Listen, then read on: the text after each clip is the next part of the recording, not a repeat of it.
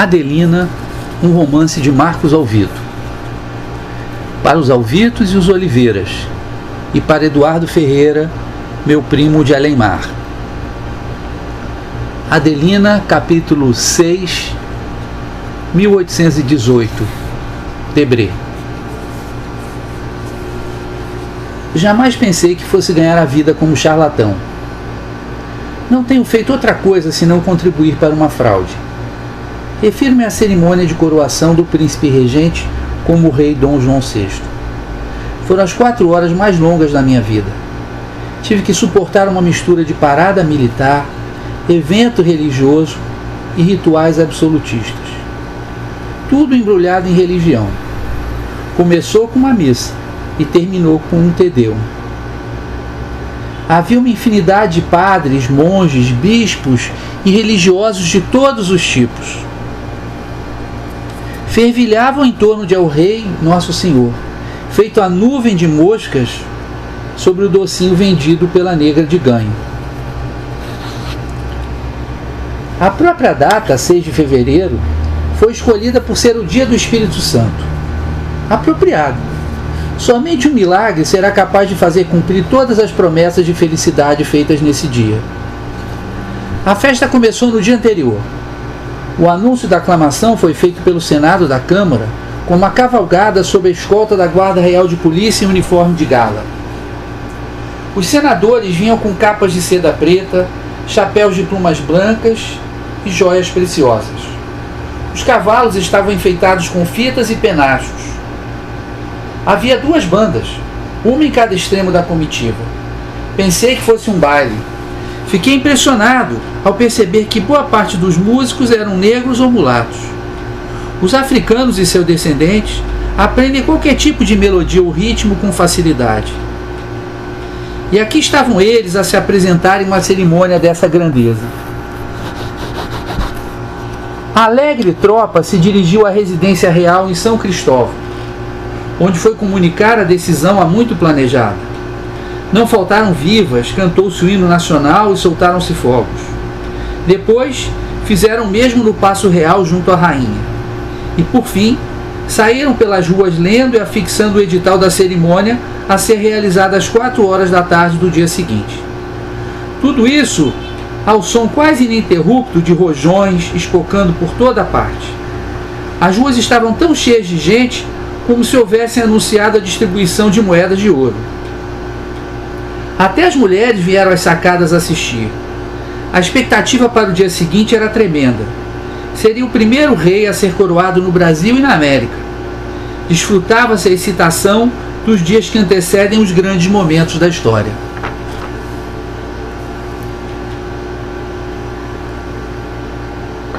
O dia foi acordado com salvas de canhão. Não somente das fortalezas em torno da Bahia, mas também dos navios de todas as nacionalidades ancorados no porto, que prestaram uma homenagem diplomática. A missa terminou depois do meio-dia. No terreiro do Paço, apertavam-se pessoas de todas as classes, excluídos os escravos, que assistiam de longe. Havia gente nas janelas, balcões, nas torres de igrejas, lugares mais altos e mesmo nos telhados. O Paço Real foi ornado de cortinas de damasco carmesim, bem como os edifícios em torno. As senhoras estavam mais decoradas do que os prédios e muitas vezes eram tão maciças e volumosas quanto eles.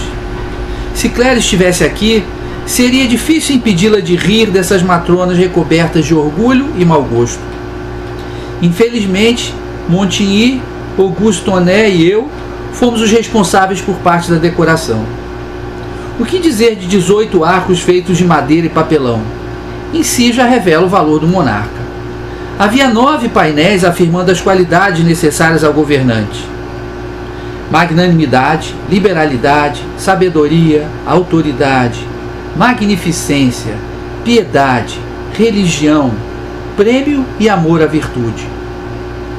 Como esperar tudo isso do simpático, rechonchudo e desanimado homem que mal conseguia manter-se de pé durante sua aclamação? Fomos obrigados a fabricar uma paródia histórica risível, um obelisco egípcio, um templo grego e um arco do triunfo romano. não poderiam faltar o desfile de nobres beijando a mão do redondo soberano e o povo agitar lenços a saudar o rei. Dom João VI portava uma longa veste escarlate, recamada de ouro e brilhantes. Aliás, não faltavam diamantes e ouro no resto da vestimenta real. Um chapéu de general, cheio de plumas brancas, ajudava a atenuar a sua pouca altura. Quando ele assomou à varanda, os menestréis fizeram soar charamelas, trombetas e atabalhas, em meio ao estrondo de vivas e aplausos do povo presente. Os militares fizeram continência e suas bandas puseram-se a tocar. Até os nobres saíram da frente para permitir que o rei fosse visto. Em seguida, o soberano, suando frio, sentou-se e recebeu um cetro de ouro das mãos do conde de Paraty. Ajoelhou-se, passou o cetro para a mão esquerda e fez o juramento, tendo na mão direita um crucifixo colocado em uma almofada sobre uma pequena cadeira. Em seguida, os dois herdeiros prestaram juramento e beijaram a mão de seu pai. Da mesma forma fizeram os nobres e as demais autoridades civis e eclesiásticas. Haverá algo mais tedioso do que esta procissão de aduladores? A partir daí o monarca foi aclamado, primeiro diante da seleta plateia, em seguida junto ao povo, pelo ministro encarregado. Real, real, real, pelo muito alto e muito poderoso Senhor Rei Dom João VI, nosso Senhor. Tudo ao som de música, sinos badalando fervorosamente por toda a cidade, foguetes alçando os céus e tiros de canhão suficientes para fazer uma guerra. Enfim, o máximo de barulho que conseguiram fazer. Os rituais na monarquia portuguesa, no Brasil, parecem uma ópera. Temos um cenário ricamente enfeitado, um libreto que não muda, uma personagem central e sua antagonista, que no caso do rei é a sua própria esposa, e muita música. A ópera só não tem os fogos de artifício e disparos de canhão, que aqui são indispensáveis até mesmo nas cerimônias religiosas. Esta papagaiada ocorreu quase um ano depois da morte de Dona Maria I. Seu leal filho temia tomar posse antes que a alma da rainha tivesse transposto o purgatório. Talvez ainda estivesse com medo do fantasma da mãe, pois estava muito nervoso durante a cerimônia e esqueceu-se de tirar o chapéu na hora certa.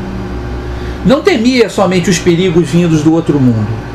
A presença de batalhões de infantaria e de cavalaria espalhados entre a massa do povo era uma garantia contra um eventual motim organizado por portugueses descontentes com a sua permanência no Brasil. Ele havia feito a promessa de retornar assim que estivesse tudo em paz. A única parte interessante da cerimônia deveu-se ao juiz do povo. Segundo uma tradição portuguesa, deve estar presente um advogado e representante do povo. Foi ele que fez as 3 perguntas ao rei. O soberano tem que afirmar que manterá o apoio à religião, às leis e aos privilégios do povo. Depois que responde afirmativamente, o juiz fala em voz alta: então vós reinareis. Nesse momento, o magistrado dirige-se ao povo, contando das promessas do rei e proclamando-o soberano. A parte do povo é simples. Consiste em gritar: viva o rei! As vozes são logo abafadas por salvas de canhão vindas da artilharia, da esquadra posicionada na Bahia e das fortalezas. Os tirambaços persistiram durante tanto tempo que pensei que fosse ficar surdo ou louco. Afora o desgosto, a incumbência de decorar a festa, de vesti-la de uma capa de civilização, representou uma coroação também para mim. Agora me sinto, de fato e de direito, não somente o professor de pintura histórica de uma academia que só existe na promessa, mas o verdadeiro pintor da corte portuguesa no Brasil. Ano passado, depois da morte do Conde da Barca, nosso protetor, temi por nossa sorte. Meses depois, todavia, fui o responsável pela decoração relativa à chegada da princesa real Leopoldina ao Rio de Janeiro. Cabe a mim pintar os membros da família real, tarefa que já estou executando. Minha situação financeira melhorou, e hoje eu poderia me mudar do Catumbi para qualquer lugar da cidade que escolhesse. mas não abro mão da calma de que disponho para pensar, escrever e pintar. Sem falar na vista aprazível das montanhas e matas. Segurando o riso, para não aparecerem seus dentes de marfim, Sebastião me passa o jornal. Ele sabe que é uma leitura capaz de despertar a minha ira, por isso acha graça. Aqui não há jornais. Apenas alguns pedaços de papel cuja maior utilidade reside em embrulhar o frango ou o pedaço de porco. Tomemos, por exemplo, esta Gazeta do Rio de Janeiro. Meia dúzia de notícias do estrangeiro com meses de atraso. Em fevereiro, noticia-se o que ocorreu em Paris em outubro do ano anterior. Toda e qualquer efeméride ligada à sua majestade e aos membros da corte portuguesa exilada nos trópicos. Curiosidades. Nomes dos barcos que chegaram e saíram do porto do Rio de Janeiro. Aqui a selvageria habitual. Em meio a embarcações que trazem vinho e farinha de trigo ou bacalhau, o registro dos tumbeiros e de sua carga humana, com a maior naturalidade, escravos. E fico pensando que o registro da chegada do Calpe 2 anos atrás deveria conter a anotação: artistas franceses exilados, desesperados por uma posição. Preço de ocasião. A seção intitulada Avisos continha o inaceitável. Em sua maioria, são pequenas notas comerciais oferecendo produtos que vão de livros a navios, sem falar em engenhos, padarias e imóveis em geral. Há também a notícia da existência de determinadas lojas de louça ou de tecidos. Em meio a esta miscelânea, existem anúncios de compra e venda de seres humanos.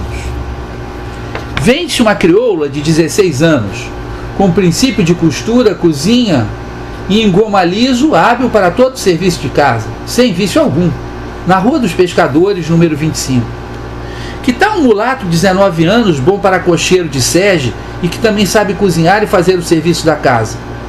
Ou um moleque que já aprendeu a arte de barbeiro e cabeleireiro e pode ser comprado na Rua das Violas, número 14. Há também duas crioulas de São Tomé com 14 e 15 anos, bem prendadas, sabendo fazer renda, costura e todo o serviço da casa. Vai? Há quem seja ainda mais bruto, como este Joaquim José Ramos, que anuncia seu desejo de alugar escravos, machos ou fêmeas. Tão simplesmente. Em sua maioria são jovens. Neste infame mercado tem mais valor, mais vida para arder. Na mesma seção, temos a prova de que resistem a esta condição, arriscando-se a fugir. 26 do corrente fugiu um negro de nação, por nome Gonçalo, meio mulato, zambo das pernas e com algumas faltas de cabelo na cabeça. Caiador e borrador. Ia vestido com calças de ganga, colete e vestia pano preto. Quem souber do dito negro poderá entregar a seu senhor na Santa Casa da Misericórdia, ou na Rua de São Pedro, número 13, que se dará a alvíçaras. Por onde andará este Gonçalo das pernas tortas e que parece não ser mais um garoto? Somente quando fogem ou desaparecem, como está nos anúncios, é que tem direito a nome e outras características. Os dentes que faltam, os ferimentos, as cicatrizes, os vícios e hábitos. O que terá levado esse aprendiz de pintor, ao fim e ao cabo quase um colega, a decidir arriscar tudo pela liberdade? Os soldados da Guarda Real de Polícia, com seus fuzis e chicotes, irão caçá-lo e surrá-lo assim que o encontrarem. Tomará dezenas de chibatadas, a pele das costas a correr abundante sangue. Sobre os ferimentos será despejada a mistura de vinagre e pimenta, para evitar a gangrena, já que ninguém quer perder a propriedade. Se escapar das fardas azuis, será perseguido por um verdadeiro exército de caçadores de recompensas, que sai todos os dias às ruas atrás de negros e negras em fuga. Os praticantes dessa inglória profissão levam no bolso as características dos procurados pelos quais se oferecem recompensas. Uma corda nas mãos firmes, olhos atentos e a vontade de ganhar o pão às custas da desgraça alheia. Talvez Gonçalo consiga vencer todos esses inimigos e escape para as florestas que cercam a cidade. Pelo que ouvi dizer, há algumas horas de caminhada, em trilhas quase invisíveis abertas na mata fechada, estão sítios que reúnem negros e negras fugidos. Chamam-se quilombos, e, embora sejam perseguidos incessantemente pela Guarda Real de Polícia, nunca são totalmente extintos. Soube que há muitos numa região chamada Jacarepaguá. Esta pequena chama de liberdade, a arder em meio ao obscurantismo absolutista, é para mim uma esperança. Da janela da minha casa, vejo uma negra que já caminha com dificuldade por causa de um ventre de 7, 8 meses. Ela tem uma cicatriz no lado esquerdo do rosto e seu olhar não demonstra a alegria que seria de se esperar de uma futura mãe. O motivo fica claro em outro odioso anúncio que leio esta manhã. Quem tiver para vender uma preta com cria e bom leite, rapariga e de bons costumes, dirija-se à rua direita, número 37. Não consigo crer que neste país as mulheres livres de posse negam-se a amamentar os próprios filhos. Para tal, valem-se de uma ama de leite. Ou seja, de uma negra com um filho pequeno, que no anúncio é chamado de cria, como se fosse um filhote de animal, e que passa a ter de amamentar também o filho ou filhos de sua dona. Não é preciso ter muita imaginação para saber quem será amamentado primeiro. Nem que algumas vezes o filho ou filha da negra venha a ficar sem o leite de sua mãe. Creio que nenhuma instituição derivada da escravidão representa melhor seu caráter abjeto de parasitismo e desumanidade. Sem falar na proximidade e no vínculo que a criança irá estabelecer com sua mãe preta, oriunda de uma cultura mais atrasada e carregada de superstições. Em seu Émile, Rousseau já dissera: aquela que amamenta uma outra criança no lugar da sua é uma má mãe. Como ela poderá ser uma boa ama de leite? Resolvo perguntar a Sebastião qual era a sua história.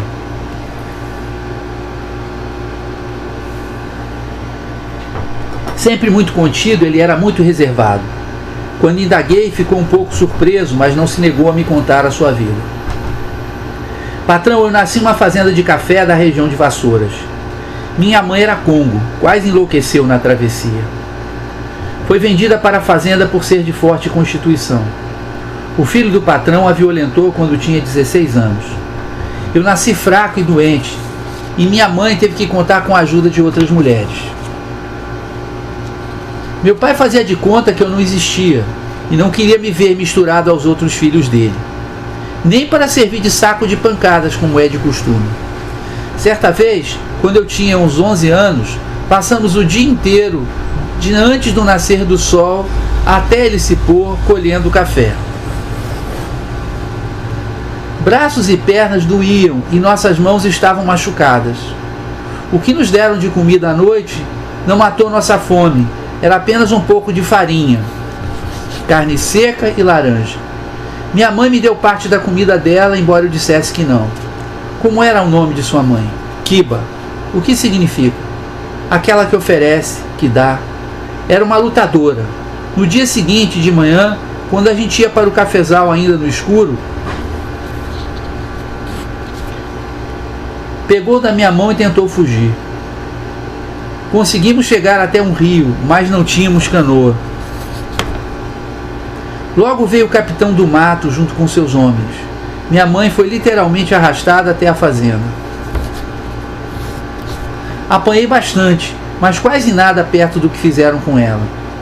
Eu tinha ainda muitos anos de trabalho a oferecer. Tomou 50 chibatadas só no primeiro dia, e mais 50 no segundo. O senhor não pode imaginar a dor que ela sentia.